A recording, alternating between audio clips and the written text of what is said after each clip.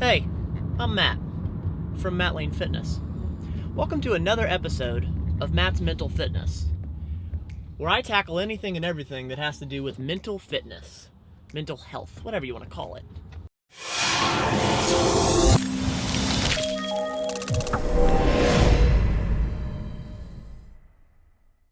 I am on my way to my therapist.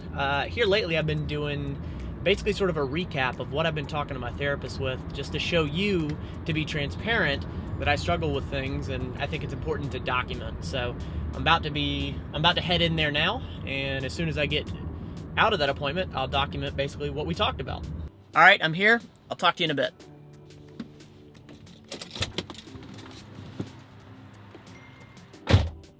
And about 45 minutes later. Okay. All right, so I'm back. This was another awesome session. I really like my therapist. She's fantastic. If you're watching, thank you. I appreciate you.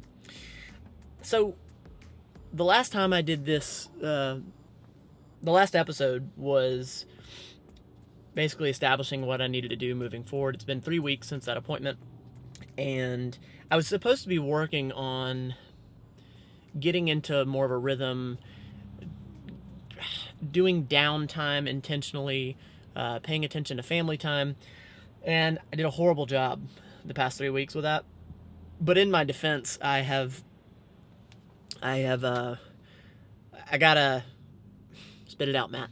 I have a little neck problem that I'm gonna have to see a doctor for, and I haven't been able to sleep, and this is the reason why.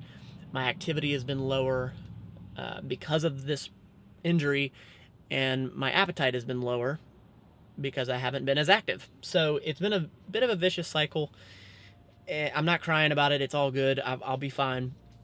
And at home, everything's been fine between Jenna and I, but we have a few things in our life right now that we are working on, but we have a big negative piece that we're working on that I can't say, and we know that is a big part of this. And I'm okay that the past 3 weeks didn't go as I planned. I'm okay with that. I know that I will get into the rhythm of it. I know that I will get back to it. I'm good with that. Now, this appointment, what we talked about was there's always enough. There is always enough, and that should create a lack of fear. You know, for me, the whole money thing comes from a place of fear. And I believe that I have made some shift in that, you know, I know if I get to a certain dollar amount that I'll be able to do what I want to do, and not have that pressure of that dollar amount has to be there. I'll be able to be completely happy and do what I want to do. Pre-grounding yourself, intentional pre-grounding yourself when you're around a negative energy. And, you know, I have some people that are, some family members that are not toxic people, but they just have a bit of a negative energy when it comes to me. Like when they're around me and who I am, I know that it's negative for me. So I know that I have to go into that conversation or engagement or whatever with a bit of pre-grounding myself and understanding that I'm not going to let myself get swayed, because negativity is a virus, and you can't let yourself be infected by that. And I will combat and say that positivity is a virus. You know, like when you're around a positive person, when you're around a person, it's a magnetic force. You can't help but be energized by them. So, it's a lot easier to pull someone down than it is to pull someone up. I truly believe that. I think that positive people, or those magnetic people, that's why they are so magnetic, because they are so much more rare than the people that bring people down. You know, it's that corny saying, like, it takes less muscles in the face to smile than it does to frown. You know, that's true, though. And what else happened? What did we talk about?